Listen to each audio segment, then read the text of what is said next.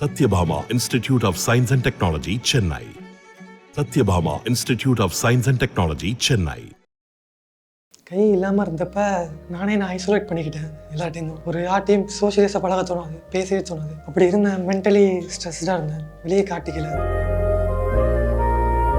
இவருக்கு வந்து அரௌண்ட் நாங்கள் ஒரு 14 மெம்பர்ஸ் டீம் ஆப்ரேட் பண்ணாங்க. இப்போ இவங்களுக்கு வந்து நம்ம ஈரோட்லேருந்து வந்துச்சு. ஈரோட்லேருந்து ஹேண்ட் ஹார்வெஸ்ட் பண்ணி ஆம்புலன்ஸில் கோயம்புத்தூரில் ஃப்ளைட்டில் இங்கே வருது. அப்புறம் இங்கே அகைன் ஆம்புலன்ஸில் இங்கே வருது. இந்த ப்ராசஸ் எல்லாம் கம்ப்ளீட்டாக கரெக்டாக நடக்கணும். இந்த டைமுக்கு ஒரு மூளைச்சாவு அடைஞ்சவங்க கையை எடுத்து ஆல்ரெடி கையை இழந்தவங்களுக்கு கொடுக்குறது தான் ஹேண்ட் டிரான்ஸ்பிளான்டேஷன் ப்ராசஸ்.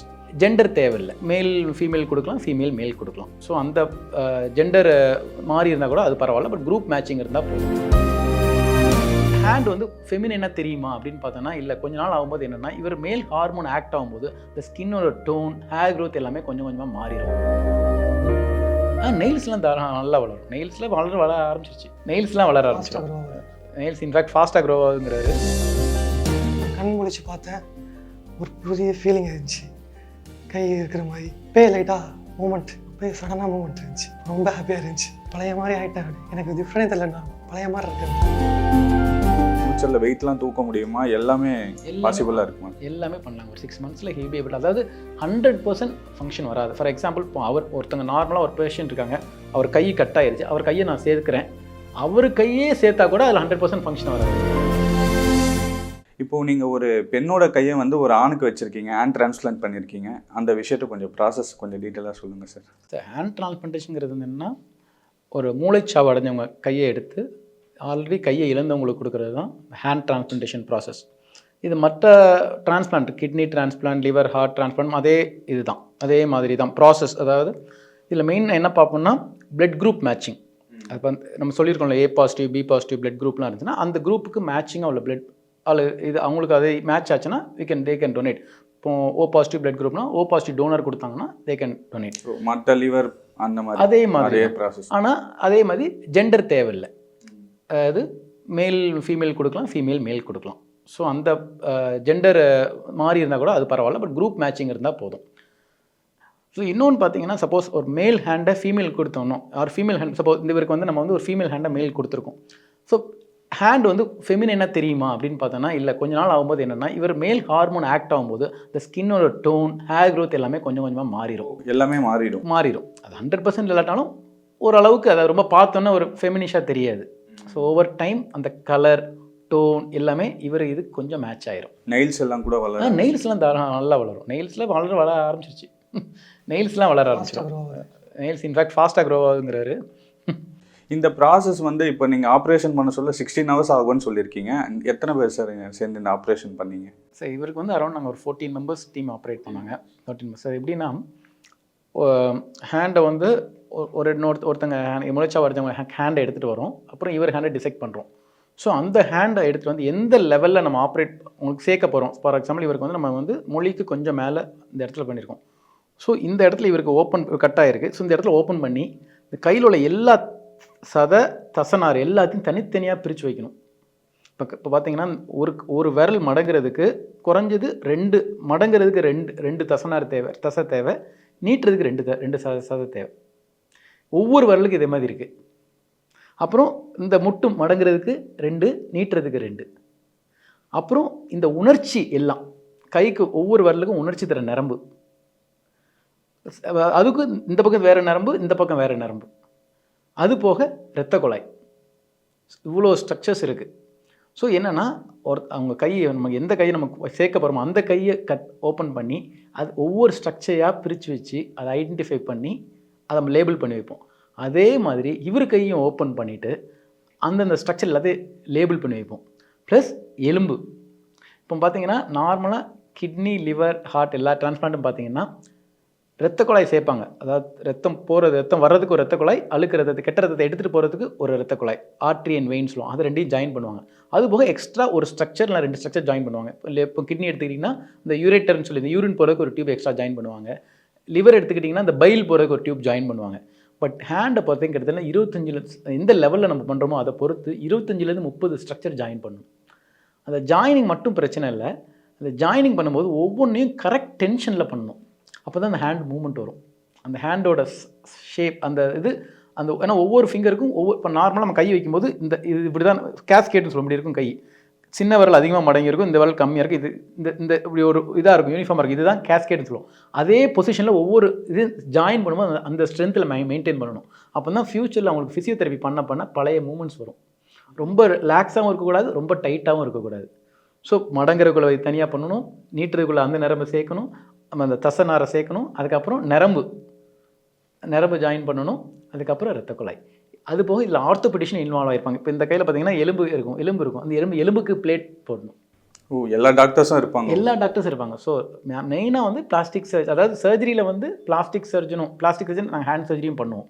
ஸோ அந்த plastic surgeon plus orthopaedic doctor. ஆர்த்தோபெடிக்கில் ஒரு 3-4 டாக்டர். இப்போ இவருக்கு ஒரு கையினால் 3 டாக்டர் இருந்தாங்க. சப்போஸ் இது மெஜாரிட்டி வந்து என்னென்னா 2 கையும் சேர்த்து பண்ணுவோம். அப்படின்னா 4 டீம் தேவைப்படும். அந்த 2 கை பார்க்கணும், இந்த 2 கை பார்க்கணும். So 4 team.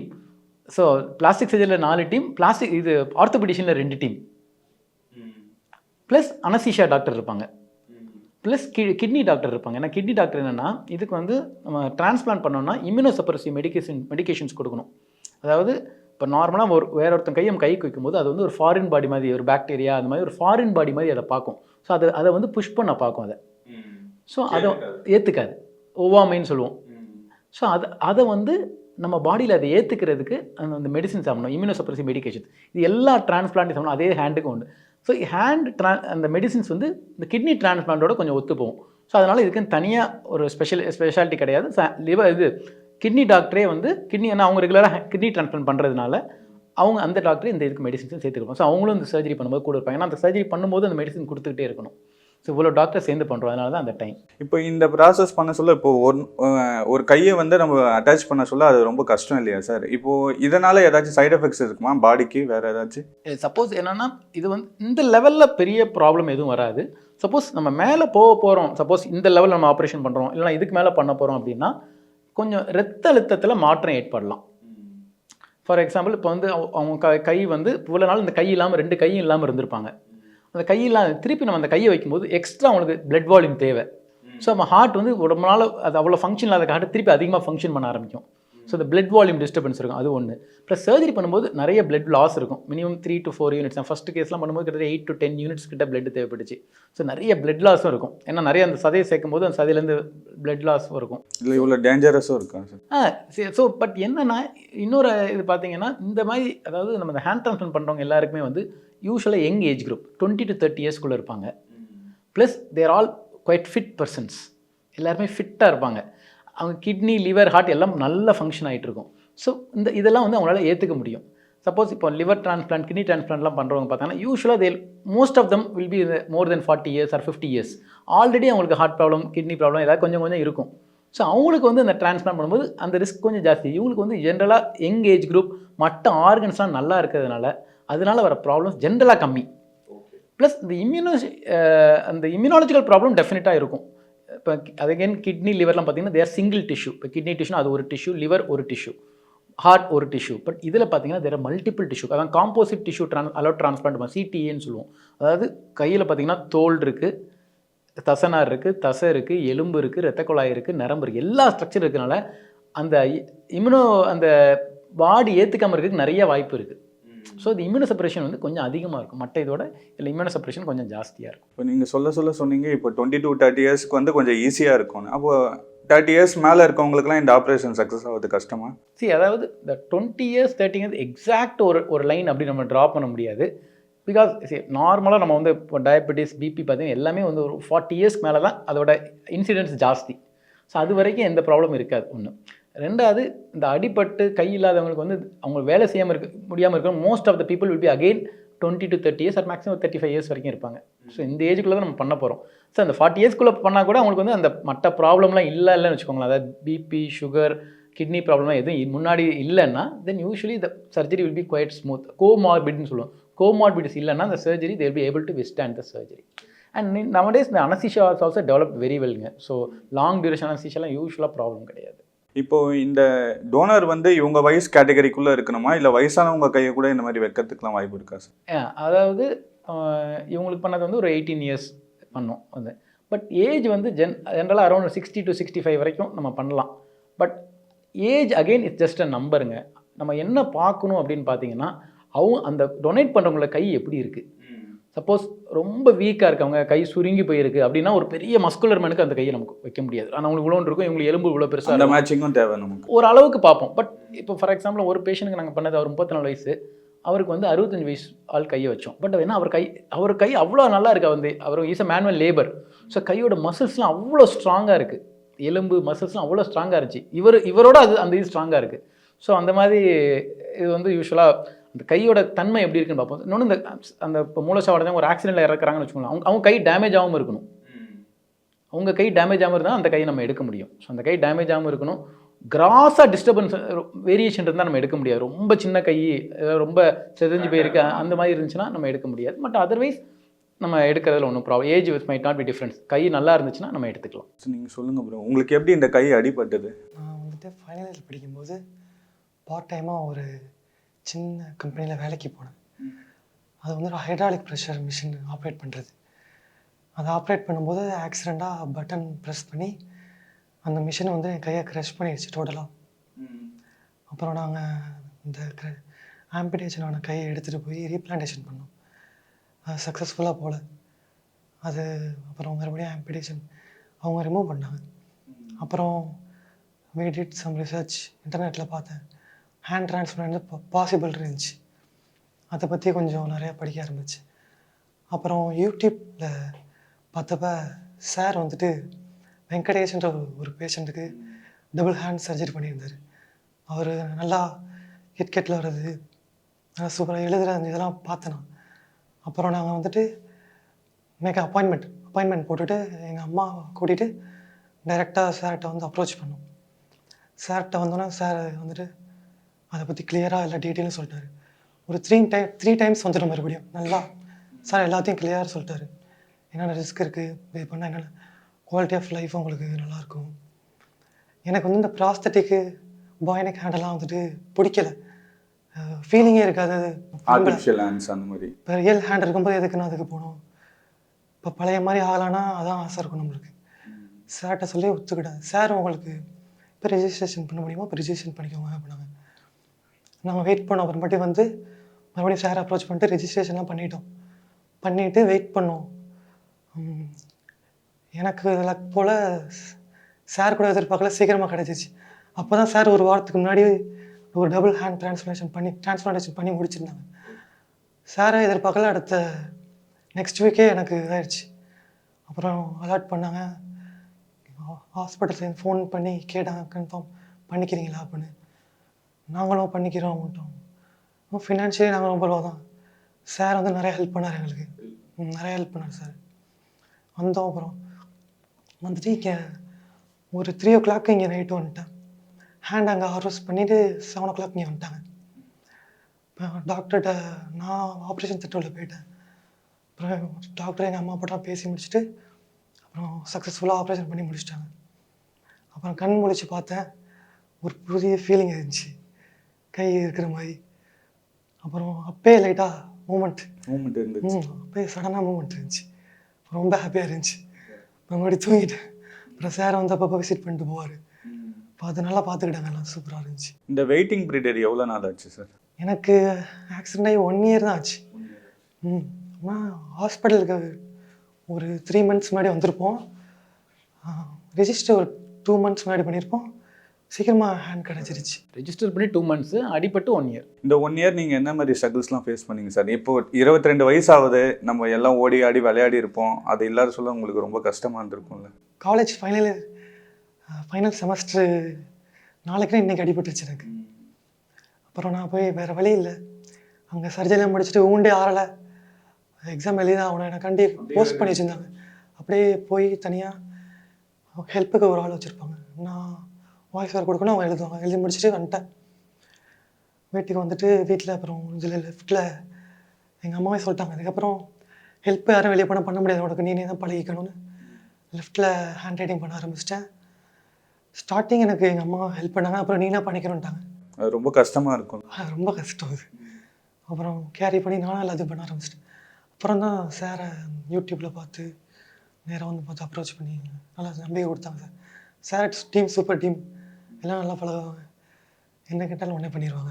இப்போ உங்களுக்கு எவ்வளோ சந்தோஷமாக இருக்குது? பழைய மாதிரி ஆகிருக்கு கை.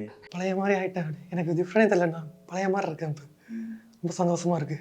இவருக்கு 1 இயர்ன்றனால பண்ணுறது ஈஸியாக, இல்லை சில பேருக்கு கையில் அடிபட்டு ஒரு 5 இயர்ஸ் 10 இயர்ஸ்லாம் இருக்கும்ல சார், அவங்களுக்கு கூட பண்ண முடியுமா இது இந்த மாதிரி? இல்லை, அந்த நம்பர் ஆஃப் இயர்ஸ் டசன்ட் மேட்டருங்க. ஒன்லி திங் என்னென்னா இந்த ஹேண்ட் டிரான்ஸ்பிளான்ட்டில் பார்த்தீங்கன்னா சக்ஸஸ் பார்த்தீங்கன்னா ரைட் பேஷண்ட் செலெக்ஷன், கரெக்டான பேஷண்ட் சூஸ் பண்ணால் இட்ஸ் அ சக்ஸஸ்ஃபுல் ப்ரொசீஜர். அதான் ஃபஸ்ட்டு பாயிண்ட். ரைட் பேஷண்ட் எதை வச்சு சொல்கிறேன்னா, ஒன்று வந்து அவங்க லெவல் ஆஃப் ஆம்பிடேஷன். பேஷண்ட் கேட்பாங்க, ஒரு விரல் போயிருக்கு ஹேண்ட் டிரான்ஸ்பிளான்ட் பண்ணலாமா, 2 விரல் போயிருக்கு. ஸோ அந்த மாதிரி விரலுக்குலாம் வந்து யூஸ்வலாக ஃபஸ்ட்டு திங் பார்த்தீங்கன்னா டோலேருந்து எடுத்து வச்சுக்கலாம், கால் அவங்க டோவே எடுத்து வச்சுக்கலாம். ஏன்னா அது பண்ணால் இம்யூனோசப்ரஷன் தேவையில்லை. ஸோ அந்த மாதிரி எந்த லெவல் அடிபட்டுருக்கு, ஸோ கைக்கு மேலே போயிருந்தால் then it's more genuine reason எதுக்கு நம்ம ஹேண்ட் ட்ரான்ஸ்ஃபர் பண்ணுறோம். ஸோ அது ஒன்று. அகெயின் அடுத்த முக்கியமானது வந்து how much they are affected because of the loss of a hand. அந்த ஹேண்டு போனதுனால அவங்க எவ்வளோ தூரத்துக்கு அவங்க அஃபெக்ட் ஆகியிருக்காங்க. It can be either functional or psychological. Function அவங்கள நார்மலாக செஞ்சுட்டு இருந்த ஆக்டிவிட்டீஸ்க்கு சப்போஸ் ஒருத்தவங்க ஒரு மியூசிக் வாசிக்கிறான்னு வச்சுக்கோங்க, ஒரு கை இல்லாமல் அவங்களால பண்ண முடியாது. ஸோ அவங்க ஒரு ஆஃபீஸ் ஒர்க் பண்ணல, ஒரு கம்ப்யூட்டர் இது பண்ணுறாங்க, அவங்க 2 கை தேவை, அந்த மாதிரி இருந்துச்சுன்னா கை இல்லாமல் பண்ண முடியாது. ஸோ அவங்க ப்ரொஃபஷனுக்கு அது தேவைப்படுது. So functional. ரெண்டாவது வந்து சைக்காலஜிக்கல். சம் பேஷன் வந்து very much affect psychologically. Handle அதுக்கப்புறம் எதுவுமே அவங்க யோசிக்க மாட்டாங்க, they become so much depressed. So அவங்க ஃபங்க்ஷனல் சைக்காலஜிக்கல். ஸோ அதை எடுத்துப்போம். Plus then unilateral or bilateral. Generally we prefer to do bilateral. But unilateral நான் ஏற்கனவே சொன்னேன், ரொம்ப ஃபங்க்ஷனல் காம்ப்ரமைஸ் ஆர் அவங்களால அதுக்கப்புறம் அவங்களோட ரொம்ப ஃபீல் பண்ணுறாங்க அந்த மாதிரி இருந்தால் then we can do it. Then most important reason பார்த்தீங்கன்னா தே ஷுட் பி பெர்சிவரண்ட். எனக்கு கண்டிப்பாக தேவை, அவங்கள பார்த்துக்கிறதுக்கு ஒரு நல்ல ஆள் வேணும், அவங்க ஃபேமிலி சப்போர்ட் இருக்கணும், ப்ளஸ் அவங்க மெடிக்கேஷன்ஸ் எடுக்கிறதுக்கு தயாராக இருக்கணும், லைஃப் லாங்காக அந்த இம்யூனோசப்ரெசிவ் மெடிக்கேஷன்ஸ். ஸோ அந்த மாதிரி ஒரு மென்டலி ஸ்ட்ராங் உள்ள patients, mentally strong and motivated patients மட்டும் தான் நாங்கள் சூஸ் பண்ணி பண்ணுவோம். சப்போஸ் அவங்க மெடிசன் ஸ்டாப் பண்ணிட்டாங்கன்னா அந்த hand has to be remove, function போயிடும். So mentally they should be strong and they should accept this procedure and they should feel it is important. அந்த மாதிரி ஒரு ஃபீல் பண்ணுற பேஷண்ட்டுக்கு தான் இது சக்ஸஸ்ஃபுல்லாக இருக்கும். சார், இப்போ கை வந்து இவருக்கு இவ்வளோ தூரம் தான் கட்டாக இருந்துச்சுன்னு சொல்கிறீங்க. இப்போ சில பேருக்கு பாதி கை போயிருக்கும், அந்த மாதிரிலாம் எந்த கூட பண்ண முடியும்? இப்போ கை வந்து அதை எல்லா லெவல்லையும் பண்ணலாங்க. அதாவது இப்போ வரைக்கும் ஷோல்டர் வரைக்கும் பண்ணியிருக்காங்க, இந்தியாவிலே பண்ணியிருக்காங்க. இன்ஃபேக்ட் நான் பண்ணியிருக்கேன்னா நான் எங்கள் ஹாஸ்பிட்டலில் பண்ணதில் I have been part of the team in மும்பையில் இதே கிளினிக்கல்ஸ் ஹாஸ்பிட்டல் இருக்குது, அங்கே டாக்டர் நீலேஷ் அத்பாயின் பண்ணுறாரு. I have assisted him. அவர் தான் head. So I have assisted him. இங்கேருந்து நாங்கள் போய் ஹெல்ப் பண்ணியிருக்கேன். இந்த லெவலில் பண்ணியிருக்கோம். ஸோ எந்த லெவலில் இருக்கோ நம்ம எடுக்கிறவங்ககிட்ட அந்த லெவலில் எடுக்க போகிறோம். இந்த லெவலில் இந்த இது distal forearm, mid forearm, proximal forearm, supra condylar or shoulder level. So எந்த லெவல்னாலும் நம்ம பண்ணிக்கிற அது ப்ராப்ளம் இல்லை. ஸோ பட் என்னென்னா அதில் இம்பார்ட்டன்ட் இது என்னென்னா ஃபங்க்ஷன். நம்ம மேலே போக ஃபங்க்ஷன் ரெக்கவரி ரொம்ப ஸ்லோவாக இருக்கும், லேட்டாக இருக்கும். ஏன்னா நரம்பு வந்து இங்கேருந்து வளர்ந்து வரணும், எங்கே ஜாயின் பண்ணுமோ அங்கேருந்து வளர்ந்து வரணும். யூஸ்வலாக நரம்பு வளர்கிறது வந்து ஒரு நாளைக்கு 1 millimeter per day, 1 millimeter வரும் அப்ராக்சிமேட்லி. ஸோ இந்த இடத்துல நம்ம ஆப்ரேட் பண்ணால் கிட்டத்தட்ட 45 centimeterனா 450 days அப்ராக்சிமேட்லி, கிட்டத்தட்ட 1 yearக்கு மேலே, 1 year 3 months ரெக்கவரி ஆகிறது. So the recovery time is very very long அந்த மாதிரி இதில். ஸோ ஃபங்க்ஷனல் ரெக்கவரி கொஞ்சம் கம்மியாக இருக்கும், டிலேடாக இருக்கும் ப்ராக்சிமலாக போகும்போது. ஒன்று. ரெண்டாவது டைம். டிஸ்டலாக பண்ணும்போது யூஸ்வலாக ஜென்ரலாக இந்த கோல்டன் ஹவர் அப்படின்னு சொல்லுவோம். இத்தனை மணிக்குள்ளே அந்த நம்ம கையை சேர்க்கணும். இப்போ நம்ம ஒருத்தங்க வந்து கை கட்டானாலும் சரி, இந்த கையை எடுத்துகிட்டு வந்தாலும் சரி, அரௌண்ட் 6 hours வந்து கோல்டன் பீரியட்னு சொல்லுவோம். அந்த 6 hoursங்கிறது என்னென்னா எதுக்காக சொல்கிறாங்கன்னா, அந்த மசில்ஸ், அந்த சதைலாம் வந்து அதுக்கு ஆக்சிஜன் தேவை, நம்ம கையிலோட சதைக்கலாம். அது ஆக்சிஜன் ரொம்ப நேரம் ஆக்சிஜன் இல்லாமல் இருந்தால் அது வந்து கொஞ்சமாக கெட்டு போக ஆரம்பிச்சிடும். அதனால தான் அந்த 6 மணி நேரங்கிறது. பட் நம்ம ஹேண்டை பதப்படுத்தி எடுத்துகிட்டு வரும். இப்போ ஹேண்டை எடுத்துட்டு அந்த ஹேண்டை கட் பண்ணிவிட்டு அதுக்குள்ளே ஒரு சொல்யூஷன் இன்ஜெக்ட் பண்ணுவோம், UW சொல்யூஷன் இன்ஜெக்ட் பண்ணுவோம். ஸோ அப்படி பண்ணினா அது எக்ஸ்ட்ரா டைம் கொஞ்சம் வயபிளாக இருக்கும், அந்த ப்ராப்ளம் இல்லாமல் இருக்கும். ஸோ ஒரு 6 to 8 hours should be a right time. But கையை மேலெலாம் போகும்போது அந்த 8 hours very very strictly followed. என்னென்னா கை ஃபுல்லாக சதை இருக்குது. இப்போ இந்த லெவலில் பண்ணும்போது சதை கம்மியாக இருக்கும், மேலே போக சதை ஜாஸ்தியாக இருக்குது. ஸோ ஜாஸ்தியாக சதை இருக்கும்போது அது ஏர்லியாக சேர்த்தணும், இல்லைன்னா அதோட கெட்டு போகிறதுக்கு வாய்ப்பு ஜாஸ்தி. இப்போ யூஸ்வலாக இவர் கை சரியாகிறதுக்கு நார்மலாக ஃப்யூச்சரில் வெயிட்லாம் தூக்க முடியுமா? எல்லாமே பாசிபிளாக இருக்குமா? எல்லாமே பண்ணலாங்க. ஒரு 6 months ஹெவி ஏபிள். அதாவது 100% ஃபங்க்ஷன் வராது. ஃபார் எக்ஸாம்பிள், இப்போ ஒருத்தங்க நார்மலாக ஒரு பேஷண்ட் இருக்காங்க, அவர் கை கட் ஆயிடுச்சு, அவர் கையை நான் சேர்க்கிறேன், அவர் கையே சேர்த்தா கூட அதில் 100% ஃபங்க்ஷன் வராது. ஒரு 90-95%. ஏன்னா அந்த தத்தனார்லாம் கொஞ்சம் அங்கங்கே ஒட்டிகிட்டு இருக்கும், கொஞ்சம் லென்த் இது இருக்கும். ஸோ அதனால் வந்து கொஞ்சம் டிஃப்ரென்ஸ் இருக்கும். நார்மலாக உள்ளவங்களுக்கு சார் இன்னொருத்தங்க கை வைக்கும்போது 100% ஃபங்க்ஷன் எதிர்பார்க்க முடியாது. இந்த லெவலில் வி யூஸ்வலி சே தட் ஒரு 70 to 80% ஃபங்க்ஷன் ப்ளஸ் பேசிக்காக அந்த ஃபங்க்ஷனோட அவங்க வேலையை அவங்க செய்ய முடியுது. அந்த ஹை அவங்களுக்கு எவ்வளோ யூஸ்ஃபுல்லாக இருக்குது. அந்த ஆக்டிவிட்டீஸ் ஆஃப் டெய்லி லிவிங் அந்த ஆக்டிவிட்டிஸ் இவங்களுக்கு நல்லாவே இருக்கும். டிஸ்டலாக இருக்கும்போது அந்த மூமெண்ட்ஸ்லாம் பெட்டராகவே இருக்கும். இப்போ இந்த ஹேண்ட் டிரான்ஸ்பிளான்ட் மாதிரி வேறு என்னென்னலாம் பண்ணலாம் டாக்டர்? கால் கூட பண்ண முடியுமா? கால் பண்ணியிருக்காங்க, உலகத்தில் ஒரு கேஸ் பண்ணியிருக்காங்க. ஸோ அதாவது என்னென்னா காலில் வந்து என்னென்னா டிஷ்யூ ஜாஸ்தி. கையோடு பார்த்தீங்கன்னா காலில் வந்து டிஷ்யூ ஜாஸ்தி. அவ்வளோ டிஷ்யூ இருக்கும்போது இம்யூனோசப்ரஷன் ரொம்ப ஜாஸ்தியாக இருக்கும். அவ்வளோ ஹை இம்யூனோசப்ரஷன் போகும்போது ஒரு பேஷண்ட் பண்ணி அவங்களுக்கு வந்து பிரெயின் டியூமர் வந்துச்சு. ஓ, இந்த மாதிரி சிம்டம்ஸ் அந்த ஹை டோஸ் இம்யூனோசப்ரஷன் கொடுத்தாலும் they developed a brain tumor. அப்புறம் அந்த காலை எடுத்துட்டாங்க. ஸோ இம்யூனோசப்ரஷனை ஸ்டாப் பண்ணிட்டாங்க. அது இது பிரெயின் டியூமர் செட்டில் ஆயிடுச்சு. ஸோ அந்த இம்யூனோசப்ரஷனால் அந்த பிரெயின் டியூமர்னால. ஸோ காலுக்கு வந்து ரொம்ப அட்வைஸ் பண்ணுறதில்ல. ரீசன் என்னென்னு பார்த்தீங்கன்னா அந்த கை வந்து என்னென்னா it is almost like a second I, கண் மாதிரி. என்னென்னா நம்ம கண்ணை மூடிட்டு எதை தொட்டு பார்த்துட்டு என்னென்னு சொல்லலாம். தொடுறதுக்கு நம்ம ஹெல்ப் பண்ணுது. ஃபங்க்ஷன் இப்போ எல்லா வேலைக்கும் நம்ம ஃபோன் இப்போ எடுக்கிறது, கார் ஓட்டுறது, எந்த காலில் லேஸ் போடுறோம், சாப்பிட்றோம், எல்லாத்துக்கும் கை தேவை. பட் கால் வந்து என்ன மெயினாக நடக்கிறதுக்கு அது காலுக்கு வந்து பார்த்திங்கன்னா நல்ல ப்ராசஸஸ் இருக்குது. செயற்கை கால் சொல்கிறோம்ல, அதுலேயே நல்ல ப்ராஸ்தட்டிக் லெக் வந்து நல்லா டெவலப் ஆகிருக்கு. And very economical also price. ஒரு இப்போ பிலோன் இந்த லெவலில் நம்ம கால் எடுத்துருக்கோம் அப்படின்னா 2 lakhsக்கு ஒரு நல்ல லிம் கிடைக்கும். ஆர்டிஃபிஷியல் கால் எடுத்து தே கேன் வாக். 2 கால்லாம் 2 காலையுமே பண்ணிவிட்டு they can walk normally. But கை அப்படி கிடையாது. அது செயற்கை கை வச்சவங்க எல்லாருமே நீங்கள் பார்த்தீங்கன்னா அதோட காம்ப்ளியன்ஸ் வந்து கொஞ்சம் கம்மியாக இருக்கும். ஏன்னா அதில் மூமெண்ட்ஸ் ரொம்ப இருக்காது. கை ரெப்ரசன்ட் பண்ணுற அதே மூமெண்ட்டை அந்த ப்ராஸ்தட்டிக்கில் கொண்டு வர முடியாது. ஸோ அதெல்லாம் அந்தளவுக்கு கையில் சக்ஸஸ்ஃபுல்லாக இல்லை. அதனால தான் ஹேண்ட் டிரான்ஸ்பிளான்டேஷன் இது பண்ணுறோம். காலுக்கு வந்து ப்ராஸ்தட்டிக் லெக் நல்லா இருக்கிறதுனால இன்னும் லெக் டிரான்ஸ்பிளான்ட்டுங்கிறது இது பண்ணல, பார்க்கல. வேறு என்ன அதாவது டெக்னிக்கலாக பாசிபிள், பட் ஃபங்க்ஷனலாக it will not have any ரொம்ப அட்வான்டேஜ் கிடையாது. ஏன்னா இம்யூனோசப்ரஷன் லைஃப் லாங்காக எடுக்க வேண்டியிருக்கும். காலில் நம்ம வந்து இப்போ ப்ராசஸ் போட்டு பேண்ட் போட்டோன்னா எதுவுமே தெரிய போகிறதில்ல.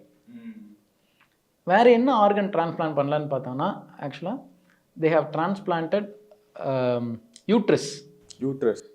அது வந்து இவங்க கைனகாலஜி டிபார்ட்மெண்ட் பண்ணுவாங்க. யூட்ரஸ் இல்லாதவங்களுக்கு வேறு ஒருத்தவங்க யூட்ரஸ் கொடுத்தா வைக்கலாம். யூஸ்வலாக அவங்க அம்மா கொடுப்பாங்க. பொண்ணோட அம்மாவே அவங்க யூட்ரஸ் கொடுக்கலாம். ஸோ குழந்தை அதில் பேபி உண்டாகும்.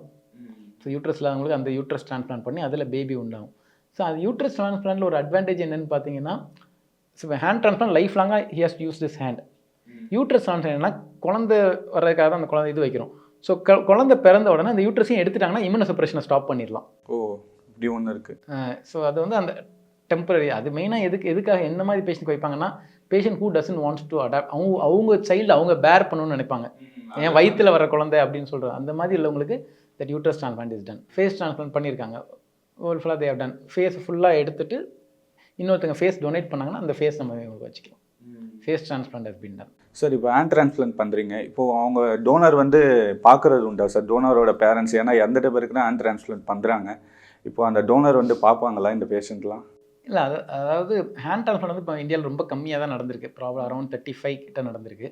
ஸோ யூஸ்வலாக அந்த பேஷண்ட்டை பற்றி நம்ம நியூஸ் வெளியே வரும்போது ஆட்டோமேட்டிக்காக அந்த டைமுக்கு டொனேட் பண்ணவங்களுக்கு தெரிஞ்சிடும் இவங்க தான் டொனேட் பண்ணியிருக்காங்கன்னு சொல்லிட்டு. ஃபார் எக்ஸாம்பிள் நாங்கள் ஃபஸ்ட்டு ஹேண்ட் அஹ்மதாபாத்லேருந்து கொண்டு வந்தோம். அவங்களுக்கே தெரிஞ்சிச்சு. தே கான்டாக்டட் அஸ். அவங்க வந்தாங்க. தே கேம் ஆல் தி வே. வந்து இந்த பையனோட ஹேண்டை தொட்டு பார்த்துட்டு அவங்க பொண்ணோட கையின்னு பார்த்துட்டு போனாங்க. அதில் இன்னொரு ஸ்பெசிஃபிக்கான இது என்னென்னு பார்த்தோன்னா, அந்த பொண்ணு வந்து கையில் ஒரு டேட்டூ போட்டிருந்தாங்க. அந்த டேட்டூ இன்னும் இருக்குது அப்படி. ஸோ அவங்க அம்மா அதை பார்த்துட்டு ஒரு பயங்கரமான ஒரு சென்டிமெண்டலான ஒரு ஃபீலிங் அந்த டைம். ஒரு டொனேட் பண்ணனால உங்களுக்கு ஒரு ஹேண்ட் கிடச்சிருக்கு. நீங்கள் யாருக்குன்னா தேங்க்ஸ் பண்ணணுமா? டோனருக்கு ரொம்ப கிரேட்ஃபுல்லாக இருக்கணும். அவங்க பெரிய விஷயம். ஒரு ஆர்கனை கொடுக்குறது மனசு பெரிய விஷயம். அவங்களோட கையை தான் இப்போ நான் கேரி பண்ணிக்கிட்டு இருக்கேன். அவங்க என்கிட்ட இருக்க மாதிரி.